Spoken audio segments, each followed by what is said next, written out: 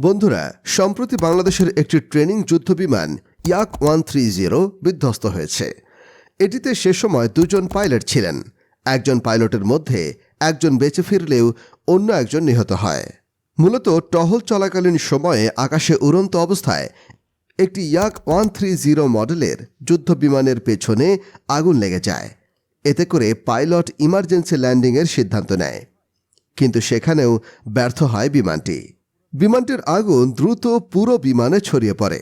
যখন বিমানটির নিয়ন্ত্রণ পাইলটের হাতের বাইরে চলে যায়, তখন পাইলটরা সিদ্ধান্ত নেন যে তারা বিমানটির লোকালয় থেকে দূরে নিয়ে গিয়ে নদীর মধ্যে ফেলবে, যাতে করে মানুষের ক্ষয়ক্ষতি না হয়। কিন্তু মানুষের জীবন রক্ষা করতে গিয়ে তারা একটু বেশি দেরি করে ফেলে। বিমানটি নদীতে পড়ার একদম শেষ মুহূর্তে বের হওয়ার ফলে তারা দুজন পাইলটই নদীর মধ্যে পড়ে যায়। তৎক্ষণাৎ নদীতে উপস্থিত দুটি বোট পাইলটদের উদ্ধার করতে সক্ষম হয়, কিন্তু দুইজন পাইলটই গুরুতর আহত হয়। এর মধ্যে একজন বেঁচে ফিরলেও অন্য একজন মারা যায়। যে পাইলটটি মারা যায় তার নাম অসীম জাওয়াদ।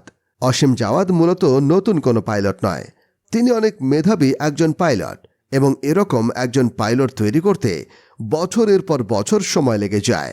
এরকম একজন দক্ষ পাইলট হারানোর ফলে আমরা দেশের একটি সম্পদ হাতছাড়া করলাম।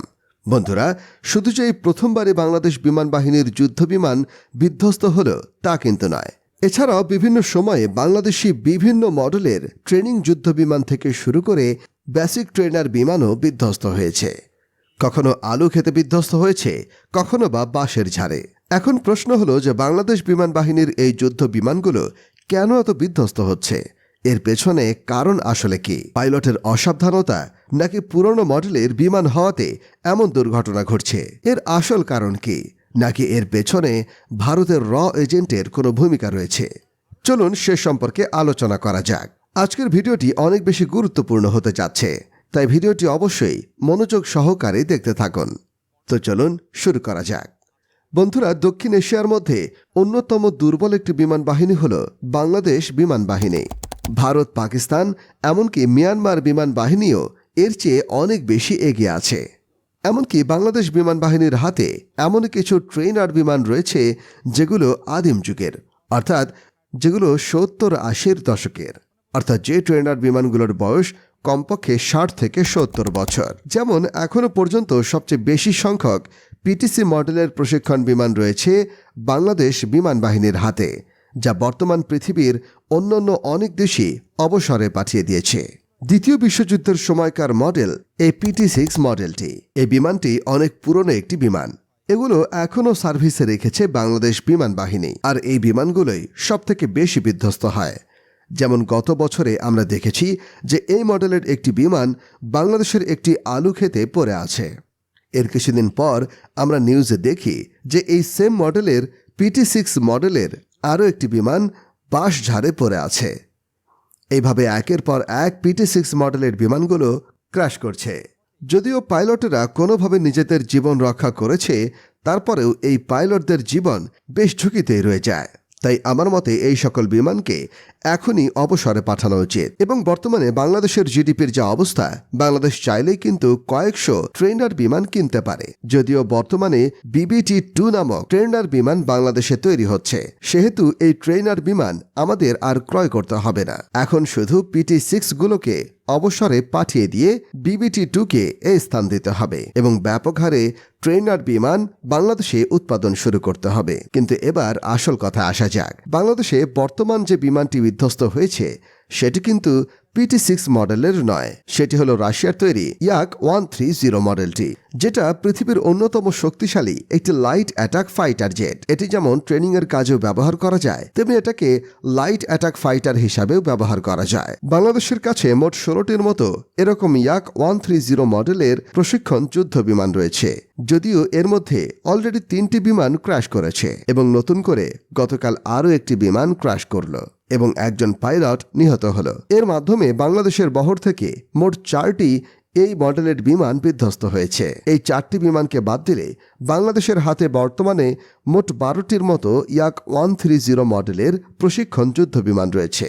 যদিও এই মডেলের বিমানগুলোকে পৃথিবীর অন্যতম অত্যাধুনিক এবং আধুনিক বিমান হিসেবে মানা হয় এবং এটিকে পৃথিবীর সবচেয়ে শক্তিশালী প্রশিক্ষণ বিমান হিসেবে ধরা হয় এবং রাশিয়ানরা এটিকে আদর করে ফ্লাইং আইফোন বলে। যেহেতু এটি একটি অত্যাধুনিক প্রশিক্ষণ যুদ্ধ বিমান, সেহেতু এটাতে ভুল ত্রুটি থাকতেও পারে অথবা পাইলটদের ব্যর্থতার কারণেও হয়তো এমনটা ঘটতে পারে। অনেক সময় দেখা যায় যে বৈরী আবহাওয়া অথবা পাইলটদের ভুল ত্রুটির কারণে অথবা ভুল সিগন্যালের কারণেও কিন্তু প্রশিক্ষণ বিমান অথবা যুদ্ধ বিমান বিধ্বস্ত হয়ে থাকে। তবে রাশিয়ার সাথে বাংলাদেশের একটি চুক্তি রয়েছে।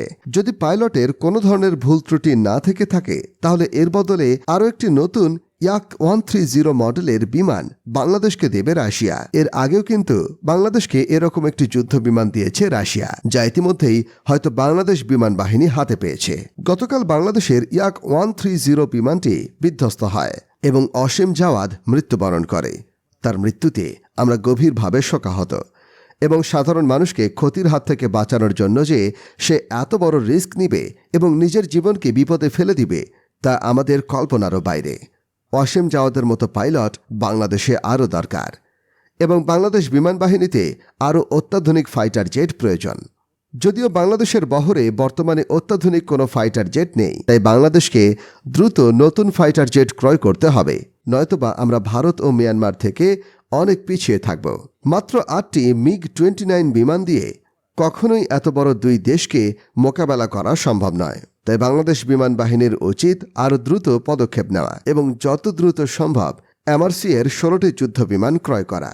বন্ধুরা, এবার যদি বলি যে গতকালকের এই ঘটনায় কোনোভাবে ভারতীয় র অথবা ভারতের এজেন্ট জড়িত আছে কিনা, তাহলে আমি বলবো যে ভারতীয় র বা এজেন্টের কোনো ভূমিকা নেই। এটা নিতান্তই একটা দুর্ঘটনা হতে পারে। তারপরেও আপনাদের মতামত কি তা কিন্তু অবশ্যই আমাদের কমেন্টে জানাতে পারেন। আর জেনে রাখুন, বাংলাদেশ কিন্তু যুদ্ধ বিমান তৈরির পরিকল্পনা হাতে নিয়েছে।